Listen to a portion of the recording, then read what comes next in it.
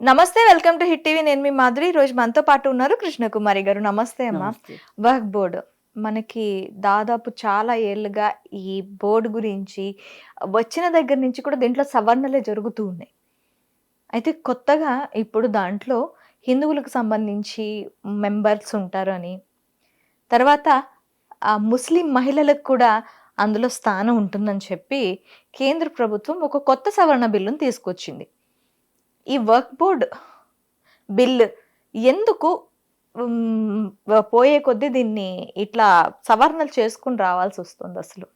ఇప్పుడు మైనారిటీల అంశము అనేది చాలామందికి రాజకీయ నాయకులకి కల్పతరువు లాంటిది. ఇప్పుడు మేము మైనారిటీలు కట్టుబడి ఉన్నాం, మైనారిటీల హక్కుల కోసమే మేము పనిచేస్తున్నాం అని చెప్పుకోవటానికి ఈ దేశంలో మైనారిటీలు ఉండటం అవసరం అయిపోయింది. అవును. అయితే ఈ మైనారిటీలు కూడా రాజకీయంగా వాళ్ళకున్న అవసరాన్ని వీళ్ళు కూడా ఎంతో కొంత క్యాష్ చేసుకోవటం కూడా జరుగుతుంది. ఓకే. అయితే మా ఓట్లు మీకు ఇవ్వాలి అంటే, మైనారిటీలు ఓట్లు ఇవ్వాలి అంటే మా హక్కులు పరిరక్షించండి వాళ్ళని అడుగుతున్నారు. అంటే ఇప్పుడు ఇప్పుడు మా ఇంటికి వస్తూ ఏం తెస్తావు, మీ ఇంటికి వస్తే ఏమి ఇస్తావు, అదే పద్ధతిలో ఉన్నారు వీళ్ళు. ఏంటి, మీరు మా ఇంటికి వచ్చినప్పుడు మేము మీకు ఒక వాయనం ఇచ్చాము, మీ ఇంటికి మేము వచ్చినప్పుడు మాకు వాయనం ఇవ్వండి. అంటే ఈక్వాలిటీ, ఒక రకంగా సమానం చేసుకోవటం. మేము ఊరికే చేయము, మీరు ఊరికే చేయొద్దు, ఇలా నడుస్తూ విన్ అండ్ విన్ పాలసీ అంతే. ఓకే. అయితే ఇక్కడ అసలు ఈ వక్ఫ్ బోర్డు గురించి చూసుకుంటే, ఈ మైనారిటీలు కాబట్టి వాళ్ళ ఆస్తులకి మెజారిటీ మతం వైపు నుంచి రక్షణ ఉండదేమోనన్న ఉద్దేశంతో ఈ మైనారిటీ మతస్థులకు సంబంధించిన ఆస్తుల పరిరక్షణ అది ఒక బోర్డు కింద ఉండాలి. ఆ ఆస్తులు మైనారిటీ మతస్థులకి చెందాలి. వాళ్ళ వెల్ఫేర్ కోసం, వాళ్ళ అభ్యున్నతి కోసం ఆ డబ్బును వాడాలి. ఈ వక్ఫ్ బోర్డుకి ఆస్తులు ఎలా వచ్చాయి అసలు? వక్ఫ్ బోర్డుకి ఆస్తులు ఎలా వచ్చినాయి అంటే, ఇప్పుడు సంస్థానాలు ఉన్నాయి మన దేశంలో. ఈ సంస్థానాల్లో నిజాం సంస్థానం అన్నిటికన్నా పెద్దది. అవును. అన్నిటికన్నా పెద్దదనే కన్నా ప్రపంచంలోనే వన్ ఆఫ్ ది రిచెస్ట్ సంస్థానం నిజాం. అయితే మనకి ఈ స్వాతంత్రం వచ్చిన తర్వాత అందరికీ స్వాతంత్రం వచ్చినట్టు హైదరాబాద్కి రాలేదు, తెలంగాణ ప్రాంతానికి రాలేదు. రానప్పుడు ఏమైంది, ఒక 2 సంవత్సరాల తర్వాత పోలీస్ యాక్షన్ తర్వాత వీళ్ళకి వచ్చింది. వచ్చినప్పుడు ఏం చేశారు అంటే, దాదాపు ఆస్తులు మొత్తం నిజాం కింద ఉన్నాయి. ఇవి ఉన్నప్పుడు నిజాము తన హక్కుని వదులుకుంటున్నాడు కాబట్టి, మరి నిజాము బతకటానికి నిజాముకి ఏమేమి ఏర్పాటు చేయాలి అని చెప్పి ఏర్పాటు చేసి ఆ భూముల్ని నిజాం పేరు పైన ఉంచి, అది ఆయన ఆస్తి కింద ఉంచి, మిగతా భూమి మొత్తాన్ని ప్రభుత్వ ఆస్తిగా డిక్లేర్ చేశారు. ఓకే. ఈ ప్రభుత్వ ఆస్తిగా డిక్లేర్ చేసేటప్పుడు ఏం జరిగింది అంటే, ఇంకా కొన్ని ఆస్తులు నిజాంకి ఇష్టమైనవి కానీ, అంటే నిజాం ఇవ్వాలి అనుకుంటే, వక్ఫ్ బోర్డు ఆస్తులుగా ఇవ్వాలి అనుకుంటే ఆ ఆస్తుల్ని కానీ, అంటే దానం అన్నమాట. ఒక మసీదు ఉంది, ఆ మసీదు కింద ఇప్పుడు మన గుళ్ళకు కూడా అంతే ఉంటుంది, గుడి కింద గుడి మాన్యాలని అంటారు. అవును. అలా అన్నమాట. అయితే ఇలా భూములు ఉన్నాయి. ఇలా ఉన్న భూములన్నిటినీ, ఒక రాష్ట్రంలో ఉన్న భూములన్నిటినీ ఆ రాష్ట్ర వక్ఫ్ బోర్డు కిందకు వస్తాయి. అలాగే కొంతమంది ఏం చేస్తారు అంటే, ఇప్పుడు మనకి వెంకటేశ్వర స్వామికి తిరుపతి తిరుమల దేవస్థానానికి ఆస్తులు రాసిచ్చే వాళ్ళు ఉంటారు. అవును. అలాగే ముస్లిమ్స్లో కూడా వక్ఫ్ బోర్డుకి రాసిచ్చే వాళ్ళు ఉంటారు. అలా రాసిచ్చిన భూములు కూడా వక్ఫ్ బోర్డు కిందకి వెళ్తాయి. ఓకే. ఇక ఒకసారి ఇచ్చిన తర్వాత వెనక్కి తీసుకోవడం అనేది ఉండదు. వక్ఫ్ బోర్డులో ఇచ్చిన తర్వాత దేవాదాయ శాఖకైనా అంతేనా? అంతే. ఓకే. ఓకే. అయితే ఇక్కడ ఈ వక్ఫ్ బోర్డు అనేది, వక్ఫ్ బోర్డుకి ఒక ట్రిబ్యునల్ కూడా ఉంది. ఇప్పుడు ఎవరైనా సడన్గా వచ్చి వక్ఫ్ బోర్డు ఒక పొలంలో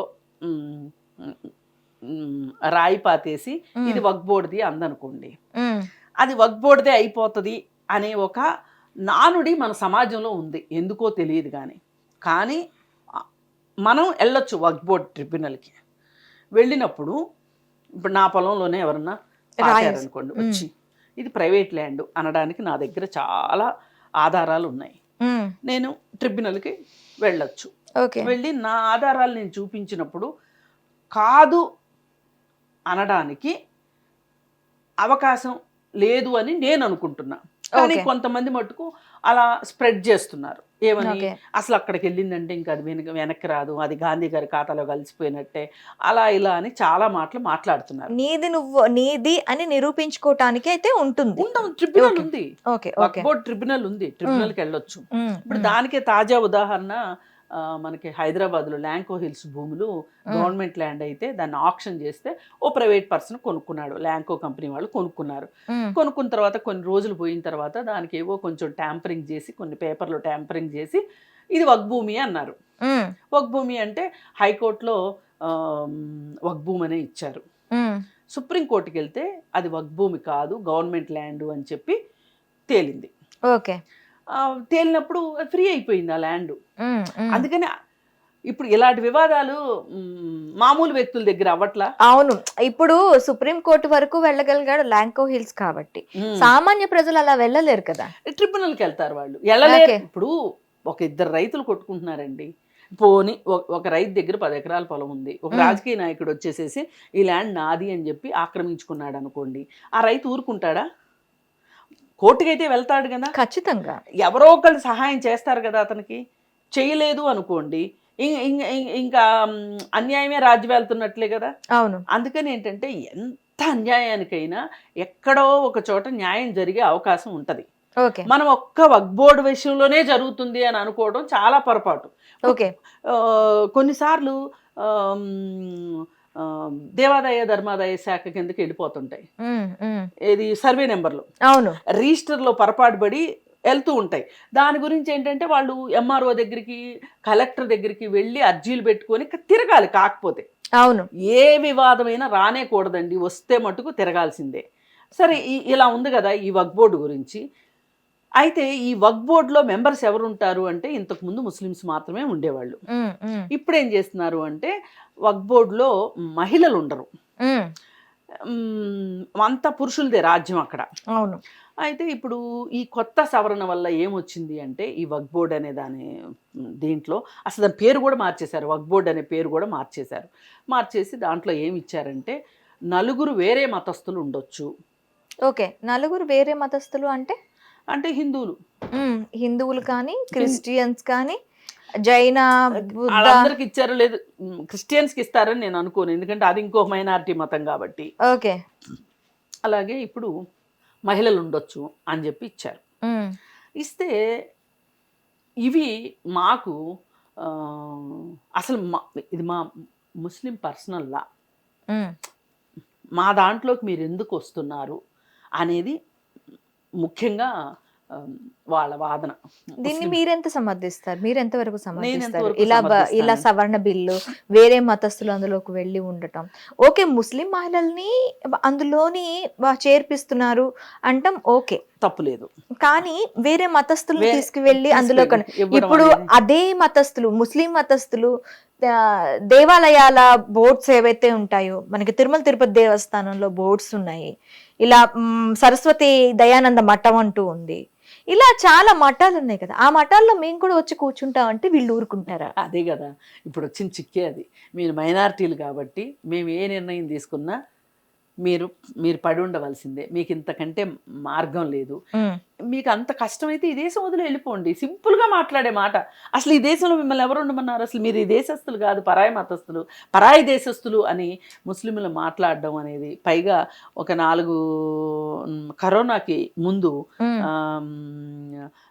ఎన్ఆర్సీ అవన్నీ కూడా తీసుకొచ్చారు, దాని మీద చాలా ఉద్యమాలు చేశారు ముస్లిమ్స్. ఇక ఆ తర్వాత అనుకోకుండా కరోనా వచ్చింది, అది అంతటితోటి ఆగిపోయింది. అయితే ఏది జరిగినా ఇక్కడ మైనారిటీలని రక్షించాల్సింది పోయి మైనారిటీ వాళ్ళని ఒక మతంగా చూస్తున్నారు, మనుషులుగా చూడట్లేదు. మనుషులుగా చూస్తే గనక ఇంత గందరగోళం ఉండదు. మనుషులంటే ఎవరైనా మనుషులే కదా, మతం ఏదైతే ఏమి, ఆ మనుషులకి 2 కాళ్ళు 2 చేతులే ఉన్నాయి, మనకి 2 కాళ్ళు 2 చేతులే ఉన్నాయి. వాళ్ళు అన్నమే తింటున్నారు, మనం అన్నమే తింటున్నాం. అంతే కదా, ఆచరించే మతం వేరు కావచ్చు కానీ మనుషులైతే మనము వసుదైక కుటుంబం అని మాట్లాడే మనము విశ్వమానవుడిగా ఉండాలి అనుకునేంత తత్వం మన దగ్గర ఉంది. ప్రపంచానికే మేము మార్గం చూపించాము అని చెప్పే మతము ఇవాళ ఒక మతం మీద ఈ విధంగా దాడి చేయడము, వాళ్ళ వాళ్ళ స్వతంత్ర ప్రతిపత్తిని కాదనడం చాలా చాలా తప్పు చేస్తుంది. ఆ నిర్ణయాల గురించి మాట్లాడుకునే ముందు అసలు ఈ వర్క్ బోర్డులో ఎలాంటి వర్క్స్ జరుగుతాయి, ఎలాంటి పనులు చేస్తారు వాళ్ళు? వర్క్ బోర్డు వాళ్ళు ఎలాంటి పనులు చేస్తారంటే వైద్యానికి ఖర్చు పెడతారు, విద్యకు ఖర్చు పెడతారు, అలాగే పేదవాళ్ళ అభ్యున్నతికి ఖర్చు పెడతారు, అలాగే మసీదుల డెవలప్మెంట్కి ఖర్చు పెడతారు, మదర్సాల కోసం ఖర్చు పెడతారు, అలాగే ఇప్పుడు వాళ్ళకి మసీదులు ప్రార్థనాలయాల కింద లెక్క కదా, వాటిని ఎక్కడన్నా ఏ ఊర్లో అన్నా ముస్లిమ్స్ ఉండి మసీదు లేదనుకోండి అక్కడ మసీదు కడతారు. ఇప్పుడు మొత్తంగా దేవాదాయ ధర్మాదాయ శాఖ ఏం చేస్తుందో వాళ్ళు కూడా అదే చేస్తారు. ఓకే, చదువు ప్రాపర్టీ మేనేజ్మెంట్ చదువు అన్నారు కదా, దీని విషయంలో కూడా అక్కడ చదువు నేర్పిస్తారు కానీ ఇస్లామిక్ సంబంధించిన ఎడ్యుకేషన్ అనేది ఆ వర్క్ బోర్డులో జరగకూడదు అనేది కూడా ముఖ్య దీనిగా తీసుకున్నారు. దీన్ని ఎలా చూడాలి అంటారు? అంటే ఇప్పుడు ఒక మతం గురించి మాట్లాడినప్పుడు అండి అనివార్యంగా ఇంకొక మతం తోటి కంపారిజన్ అనేది వస్తుంది. మనకు అంతే కదా, కాదనకుండా అనివార్యం అది. ఇప్పుడు సంస్కృత పాఠశాలలు ఉన్నాయి, వేద పాఠశాలలు ఉన్నాయి, మరి మీరెందుకు చేస్తున్నారు?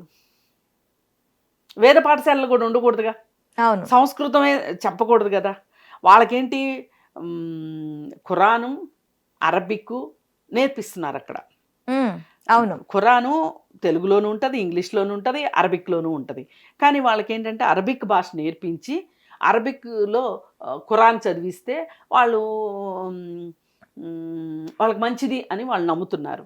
మనం సంస్కృతంలో భగవద్గీత ఎలా చదివితే మంచిది అనుకుంటామో వాళ్ళు ఖురాన్ని అరబిక్ లో చదవాలి అనుకుంటున్నారు. అసలు మతం ఏదైతే ఎక్కడైతే మతం మనిషి దగ్గరికి వచ్చిందో మనిషికి మతం ఇవ్వాల్సిన స్వాంతన కానీ సంతోషాన్ని కానీ నైతిక మద్దతును కానీ అవి ఇవ్వడం మానేసి ఎదురు మతం మీద ఒక ద్వేషాన్ని ఒక కోపాన్ని, వీళ్ళు వేరే దేశం వాళ్ళు మన దేశం వచ్చారు, వీళ్ళకి దేశభక్తి లేదు అని మాట్లాడుతున్నారు. మరి ఒక మాట అనుకుందాం, వాళ్ళకి దేశభక్తి లేదు అనుకుందాం. ఇప్పుడు ఈ దేశంలో మెజారిటీ మతం హిందూ మతం. మరి ఈ దేశానికి వ్యతిరేకంగా స్కాములు చేసిన వాళ్ళు హిందువులు ఉన్నారు కదా. మరి మీ దేశభక్తి ఏమైపోయింది? ఇవాళ లండన్లో తలదాచుకున్న ఒక 15 మంది 16 మంది పారిశ్రామికవేత్తలు ఇక్కడ బ్యాంకుల్లో లోన్లు తీసుకొని ఇక్కడ అప్పులు చేసి ఇవన్నీ ఎగ్గొట్టి లండన్ వెళ్ళిపోయి వాళ్ళకున్న డబ్బులతోటి చక్కగా లండన్లో విలాసవంతమైన జీవితం గడుపుతున్నారు. వీళ్ళు కానీ లండన్ వెళ్ళకపోతే ఇప్పుడు జైల్లో ఉండాలి లెక్క ప్రకారం అయితే. వీళ్ళు జైల్లో ఉండకోకుండా లండన్లో ఉన్నారు. మరి దీనికి ఏమంటాం మనం? అందుకని నా ఉద్దేశం ఏంటి అంటే అసలు వాళ్ళు మైనారిటీలు కాబట్టి వాళ్ళు ఒకటి కోరుకుంటున్నారు, ఒక ధైర్యాన్ని కోరుకుంటున్నారు, ఒక నమ్మకాన్ని కోరుకుంటున్నారు. అది వాళ్ళ మసీదు ఇస్తుందా, వాళ్ళ బోర్డు ఇస్తుందా, వాళ్ళ మత పెద్దలు ఇస్తారా, ఏమిస్తారో అది వ్యక్తిగతమని వాళ్ళకి వదిలేయండి. వాళ్ళ జోలికి మీరు ఎందుకు వెళ్తారు? మరి మీరు మెజారిటీ మతం అయ్యుండి కూడా మైనారిటీ మతం నుంచి ప్రమాదం ఉందని మీరు భయపడుతున్నారు కదా. అసలు భయపడాల్సింది వాళ్ళు కదా. అవును, వాళ్ళు కదా. ఇప్పుడు నేను ఇంకొక ఎగ్జాంపుల్ చెప్తాను మీకు. ఈ బోర్డులో నాన్ ముస్లిమ్స్ మహిళలు ఉండాలి అన్నారు. సంతోషం, మహిళలు ఉండాలి అనడం నాకు చాలా సంతోషం. అసలు ఒకప్పుడు ముస్లిం మహిళలు ఎదుర్కొన్న ఆ దారుణమైన ఘటనలు కోకోలలు, దాని గురించి ముస్లిం మహిళల్ని ఎవరైనా ఇది పైకి కనిపించే వాస్తవం. అసలు నిజమేంటో చెప్పమంటారా? అసలు ఈ ముస్లిం మహిళలకి ఆస్తిలో హక్కు ఉంది. ఈ రోజుకి కూడా భర్త ఆస్తిలో భార్యకి హక్కు లేదు, తెలుసా మీకు? హిందూ మతంలో అవును లేదు, కానీ అక్కడ అలా లేదు. అక్కడ భర్త ఆస్తిలో భార్యకి హక్కు ఉంటుంది, తండ్రి ఆస్తిలో కూతురికి హక్కు ఉంటుంది. ఇప్పుడు మన ఎన్టీ రామారావు గారు వచ్చి తండ్రి ఆస్తిలో కూతురికి హక్కు ఉంటుంది అని ఎన్టీ రామారావు గారు చెప్పే వరకు మన దేశంలో లేదు ఆ హక్కు. ఈ ఆంధ్రప్రదేశ్లో వచ్చిన తర్వాత దేశం అంతా తీసుకొచ్చారు ఆ యాక్టు. కానీ ముస్లిం మతంలో ఆడపిల్లలకు హక్కు ఉంటుంది. ఇప్పుడు ఒక స్థలం ఉందనుకోండి, మగపిల్లలతో సమానంగా ఆడపిల్లలకు హక్కు ఉంటుంది, ఆస్తి హక్కు ఉంది అక్కడ. ఇప్పుడు 4 పెళ్ళిళ్ళు అని ఎక్కిరిస్తారు కదా. నాకు తెలిసి నాకు తెలిసిన వాళ్ళు ఒకే ఒక్కతను రెండో పెళ్లి చేసుకున్నాడు. భార్య ఉండగా ఆమెకి తలాక్ చెప్పి రెండో పెళ్లి చేసుకున్నాడు ఒకే ఒక్కతను. అలాగే నా ఫ్యామిలీ కౌన్సిలింగ్లో నాకు ఒక్క కేసు వచ్చింది ముస్లిమ్స్లో. అతను ఎక్కడో ఫారిన్లో ఉండి ఫోన్లోనే తలాక్ చెప్పి నేను విడాకులు ఇచ్చేసాను అంటే అతను ఇండియా వచ్చిన తర్వాత అతని పైన కేసు పెట్టించి అతని నిర్ణయాన్ని వెనక్కి తీసుకొని వెళ్ళి భార్యతో కాపురం చేసేటట్లు మేము చేయించాం. అంతేగాని నాకు చాలామంది ముస్లిం ఫ్యామిలీస్ నాకు ఫ్రెండ్స్ ఉన్నారు. ఏ ఒక్కళ్ళ ఇంట్లోనే ఇలాంటిది జరగలేదు. అంటే మేబీ నేనేమంటానంటే ఇప్పుడు మీరున్నారండి, మీకు చాలా మంది ముస్లిమ్స్ తెలిసి ఉండొచ్చు కదా. తెలిసిన వాళ్ళలో ఎంతమంది 4 పెళ్లిళ్ళు చేసుకున్నారు చెప్పండి? ఒక్కరు కూడా లేరు. ఒక్క పెళ్లి తప్ప రెండో పెళ్లి చేసుకునే వాళ్ళు ఎవరు లేరు. కానీ అది ఒక మాట అయిపోయింది. అంటే బిఫోర్ ద జనరేషన్స్ ఏవైతే ఉన్నాయో వాళ్ళు అలా ఉండబట్టి వీళ్ళ దగ్గరికి ఎట్లా వచ్చింది? ఇంకొక మాట చెప్తాను. ఇప్పుడు వాళ్ళు తలాక్ అని చెప్పి పెళ్లి చేసుకుంటారు. ఈ 4 పెళ్ళిళ్ళలో పిల్లలకి ఏమంటాము, ఆ తండ్రి పిల్లలు అనే ఒక హోదా ఉంది. లెజిటిమేట్ చిల్డ్రన్ వాళ్ళు, చట్టబద్ధమైన పిల్లలు వాళ్ళు. ఓకే. అదే హిందువుల్లో ఎంతమంది సెకండ్ ఫ్యామిలీస్ మెయింటైన్ చేస్తున్న వాళ్ళు మీకు తెలిసిన వాళ్ళు ఎంతమంది లేరు? చాలా మంది. నాకు తెలిసిన వాళ్ళు బోల్డ్ మంది ఉన్నారు. వాళ్ళందరికీ పిల్లలు, రెండో భార్య పిల్లలకి మొదటి భార్య పిల్లలతో సమానంగా హక్కులు ఉన్నాయా సమాజంలో? అసలు చట్ట ప్రకారం ఆస్తి వచ్చే అవకాశం ఉన్నా కానీ సమాజం వాళ్ళని ఎలా చూస్తుంది? అదే ముస్లిం సమాజంలో అలా చూడరు. ముందు వాళ్ళ ఇంట్లోనే వివక్ష ఉండదు. మనకి మన హిందూ కల్చర్లో ఏంటి అంటే రెండో భార్య అనగానే కంప్లీట్ గా ఆమె మీద ఉన్న ఒపీనియన్ మారిపోద్ది. అసలు రెండో భార్య అనటానికే లేదు, ఒక్క భార్య అనాలి. ఇక్కడ ఒక భార్యే, రెండో భార్య అనడానికి లేదు. మొదటి భార్యకి విడాకులు ఇస్తేనే రెండో భార్య. కానీ రెండో భార్య హోదా లేకుండా ఎంతమంది మహిళలు మగ్గిపోతున్నారు? ఇది ముస్లిం సమాజంలో లేదు. మరి ఇప్పుడు ఆస్తులు, వాళ్ళకి ఆస్తి హక్కు ఉంటుంది. అందుకని వాళ్ళేదో ముస్లిం మహిళలు అన్యాయం అయిపోతున్నారు, వాళ్ళు చాలా దుర్గతిలో ఉన్నారు అనుకోవటానికి లేదు. ఆస్తి ఉన్న వాళ్ళు బాగానే పంచుకుంటారు.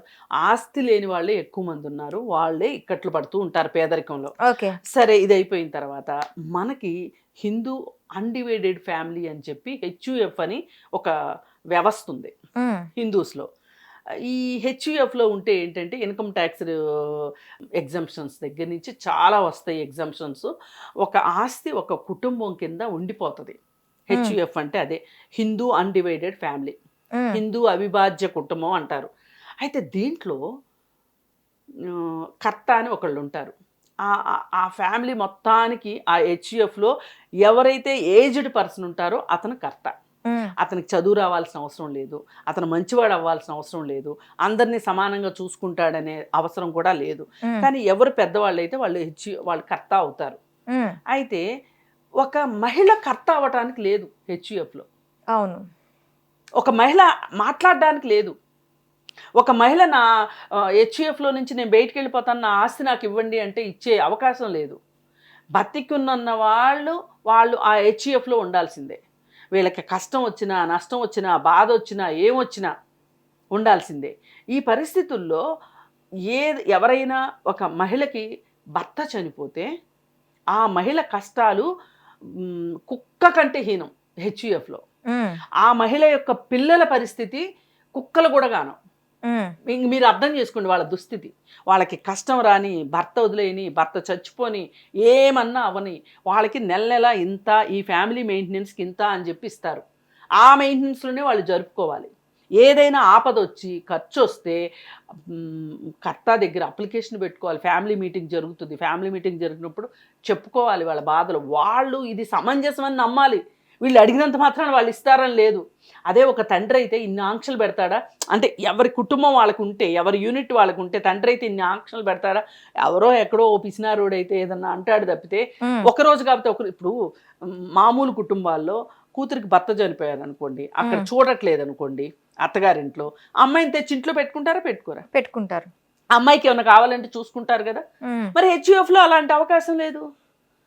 మరి ఇక్కడ కూడా ఆడవాళ్ళకి అధికారం ఇస్తారా మీరు? ఇవ్వరు. ఆడవాళ్ళకి మాట్లాడే హక్కే లేదు. అదే కదా, నేను అదే అంటున్నా. ఇప్పుడు మీ మతంలో ఇంత కంపు ఉండగా పక్క మతం గురించి, పక్క మతాన్ని సరిచేయాలని మీరు ఎందుకు అనుకుంటున్నారు? Because of 9.4 lakhs acres of land. అది అందుకని ఈ బిల్లుని చాలామంది ముస్లిమ్స్ వ్యతిరేకిస్తున్నారు. నాలాంటి వాళ్ళు కూడా ప్రగతిశీలవాదులు కూడా వ్యతిరేకిస్తున్నారు. ఇప్పుడు ఈ బిల్లుకి వచ్చిన ఓట్లు చూసుకుంటే గనక ఈ దేశంలో ఉన్న రాజకీయ నాయకులు 388 మెజారిటీ, 324 ఇటు సైడ్ నుంచి వచ్చాయి. అక్కడ లోక్సభలో బిల్ పాస్ అయింది. బిల్ పాస్ అయిన వెంటనే అసదుద్దీన్ ఓవైసీ వాటిని పేపర్స్ ని చింపేయటం జరిగింది. ఆ పేపర్లు చింపేయడం తప్ప ఒప్ప అనే దానికి అసలు ఏ అసెంబ్లీలో ఏ పార్లమెంట్లో పేపర్లు చింపకుండా ఉన్నారు చెప్పండి? ఎప్పుడు చింపుతూనే ఉంటారు. ఏ అసెంబ్లీలోనే పేపర్లు చింపటం, స్పీకర్ దగ్గరికి వెళ్ళడం, స్పీకర్ వెల్లోకి వెళ్ళడం, పట్టుకోవడం ఇవన్నీ చూసాం. అందుకని అసదుద్దీన్ చేసింది ఏదో దేశద్రోహం అంటానికి లేదు. ఏది ఏమైనప్పటికీ వాళ్ళ హక్కులు కాపాడుకోవడానికి ఖచ్చితంగా పోరాటం అనేది చేయాలి. ఒకటి ఏంటంటే వాళ్ళు మైనారిటీలు కాబట్టి వాళ్ళు ఒక పర్సనల్ లా పెట్టుకున్నారు కాబట్టి దాన్ని గౌరవించాలి మనం. అనవసరంగా వాళ్ళ ఇప్పుడు వక్ఫ్ బోర్డు అని ఉంది, వక్ఫ్ బోర్డుని పేరు మార్చారు. అది ఏమని మార్చారు అనేది నేను చెప్పక్కర్లేదు, కానీ మార్చారు. అసలు ఈ పేర్లు మార్చే దగ్గరే నాకు చాలా అభ్యంతరం. కావాలంటే ఆ వర్క్ బోర్డు పేరైనా ఏదైనా మార్చేసుకోండి అండి, దాంట్లోని సవరణలు చెయ్యండి. పేదవాళ్ళు దాంట్లోని అది ఈ సవర్ణ బిల్లు ద్వారా పేదలకి లబ్ధి చేకూరుతుంది. ఓకే, పేదలకి లబ్ధి చేకూరేలా దాన్ని సవరణలు చేయండి. అందులో వెళ్ళి దూరుతాం, అందులో మేము కూడా కూర్చుంటాం. ఆ నిర్ణయం, అది ఏదైతే తుది నిర్ణయం ఉంటుందో అది మా చేతుల్లోనే ఉంటుంది. ఇది చాలా అసలు ఏమాత్రం సమంజసం కాదు. ఇప్పుడు ఆ మతానికి వదిలేయండి, సవరణలు చేయాలమ్మా. బాగుపడడానికి సవరణలు చేయాలి అని అనుకుంటున్నారు. ఇప్పుడు సవరణలు చేసిన దాని గురించి నేను మాట్లాడట్లేదు, కానీ వేరే మతం వాళ్ళని దానిలో పెట్టడము, వాళ్ళదే తుది నిర్ణయం కావటం, అది ఎంతవరకు కరెక్ట్? ఇది ఆలోచించాల్సిన పాయింట్. ఓకే, అందుకని నేనైతే మటుకు మీరు పేర్లు మార్చే కార్యక్రమం పెట్టుకున్నారు. ప్రణాళిక సంఘం అని ఉండేది మనకి, దాన్ని తీసేసి నీతి ఆయోగ్ అని పెట్టారు. మెడికల్ కౌన్సిల్ ఆఫ్ ఇండియా ఉండేది MCI, దాన్ని ఇంకేదో చేశారు. పేర్లు మార్చినందువల్ల ఏమీ ఉపయోగం లేదు. ఇప్పుడు మీరు దాన్ని ఆ పేరు మార్చినందుకు కనీసం దాంట్లో ఏం చేస్తామన్నారో అది చేస్తే కొంచెం జనాలకు ఉపయోగం. ఇప్పుడు మీరు 10 ఏళ్ళు అయింది వచ్చి, బీజేపీ వాళ్ళు 11వ సంవత్సరం. ఇప్పుడు ఈ 11 సంవత్సరాల్లో ఎన్ని ఆనకట్టలు కట్టారు, ఎన్ని కాలేజీలు పెట్టారు, ఎన్ని యూనివర్సిటీ, పోలవరంకి ఎన్ని డబ్బులు ఇచ్చారు, ఎన్ని ఇచ్చారు. మాకు కావాల్సింది అది. ఇప్పుడు ప్రణాళికా సంఘం అని పెట్టి జవహర్లాల్ నెహ్రూ ఆ ప్రణాళికా సంఘం ద్వారా బహుళార్థ సాధక ప్రాజెక్టులు, ఇనుము ఉక్కు కర్మాగారాలు, యూనివర్సిటీలు ఎన్నో కట్టారు. Delhi AIIMS, JNU, JNTU, Hyderabad central university, ఇవన్నీ దేశంలో ఇంకా చాలా యూనివర్సిటీలు ఉన్నాయి, అన్నీ కట్టారు కదా. మీరు వచ్చి ఏం పీకారు చెప్పండి 11 ఏళ్లలో? నేను ఆవేశంతో మాట్లాడుతున్నా, లేకపోతే నా నోట్లోంచి ఇలాంటి పదాలు రావస్తు. నేను చాలా పార్లమెంటరీ లాంగ్వేజ్ వాడతాను. మీరేం చేశారు చెప్పండి? 11 ఏళ్లలో మీరేం చేశారు? ఎన్ని అనర్థాలు చేశారు ఈ దేశంలో? అందుకోసం ఏంటంటే మీరు ఇవాళ మైనారిటీల పైన కక్షదీపూరితంగా ఉంటున్నారా, లేకపోతే ప్రజాస్వామ్యబద్ధంగా ఉంటున్నారా అనేది మీకే వదిలేస్తున్నాం. ప్రజలు ఆలోచిస్తారు. ఓకే, నెక్స్ట్ ఇంకా ఉంది. ఇంకా లైఫ్ లాంగ్ మనదే అధికారం, మనదే రాజ్యం అంటే కుదరదు. దీన్ని బట్టి ముస్లింలు ఇంతకు ముందు ఇప్పటికే చాలా వరకు వాళ్ళపైన పోరాటం చేస్తున్నారు. నెక్స్ట్ చూపిస్తారు. Thank you. ఓకే, గోరి హిట్ టీవీ యాప్, ఇందులో short news, live news, entertainment shows, movies, digital magazines తో పాటు మీ జిల్లా వార్తలను కూడా ఫ్రీగా చూడొచ్చు. అంతేకాదు KG నుంచి PG వరకు విద్యార్థులకు స్కాలర్షిప్ కూడా అందిస్తున్నాం. ప్రతి వారం 10 మందికి లక్కీ డ్రా ద్వారా ఒక్కొక్కరికి 10,000 రూపాయలు అందిస్తున్నాం. ఇంకెందుకు ఆలస్యం, వెంటనే హిట్ టీవీ యాప్ ని డౌన్లోడ్ చేసుకుని ఫ్రీగా ఎంటర్టైన్మెంట్ పొందండి. Hit TV app. Hit TV app. Please download hit TV app. Hit TV app ని ఫ్రీగా డౌన్లోడ్ చేసుకుని ఎంజాయ్ చేయండి. మీకు నచ్చిన ఎంటర్టైన్మెంట్ కోసం హిట్ టీవీ యాప్ ని ఫ్రీగా డౌన్లోడ్ చేసుకుని ఎంజాయ్ చేయండి. హిట్ టీవీ యాప్ ని డౌన్లోడ్ చేసుకుని ఆస్వాదించండి, ఆశీర్వదించండి. ఇంతమంది సెలబ్రిటీలు హిట్ టీవీ యాప్ ని డౌన్లోడ్ చేసుకోండి అని చెప్తున్నారంటే ఎంత మంచి యాప్ ఆలోచించండి. అమెరికా అమెరికా అమెరికా అమెరికాలో చదవాలనుకునే వాళ్ళకి విశ్వసనీయమైన పేరు మన శౌర్య కన్సల్టెన్సీ.